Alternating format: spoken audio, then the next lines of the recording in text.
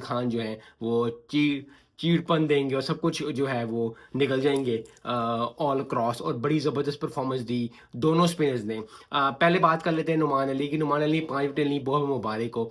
लेकिन जो ये तो बाद की बात थी, लेकिन जो साजिद खान ने किया, जो मोमेंटम दिया, जो कैच पकड़ा, क्योंकि जब उसने वो कैच पकड़ा ना उतरता हुआ, उड़ता हुआ, तो फिर वो कभी कभी ऐसे होता है कि जब आप कोई चीज़ देख रहे हो तो ना आप कहते हो यार, जब ये बंदा इस तरह कैच पकड़ना, बंदा कहता है यार ये कुछ भी कर सकता है।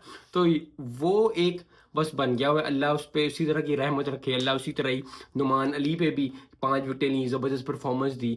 क्योंकि इस तरह के बॉलर्स हमें चाहिए, चाहे वो साजिद खान हो, चाहे चाहे वो नुमान अली हो। हमें इस तरह के बॉलर स्पिनर्स चाहिए और इस तरह के बॉलर्स चाहिए, क्योंकि धोनी इनको भी ट्रेन करना है। क्योंकि एट द लॉन्ग रन हमें ये सोचना है कि ये दोनों प्लेयर्स जो हैं ये हमें for longer period of time चाहिए, क्योंकि अगली जो टेस्ट चैम्पियनशिप आएगी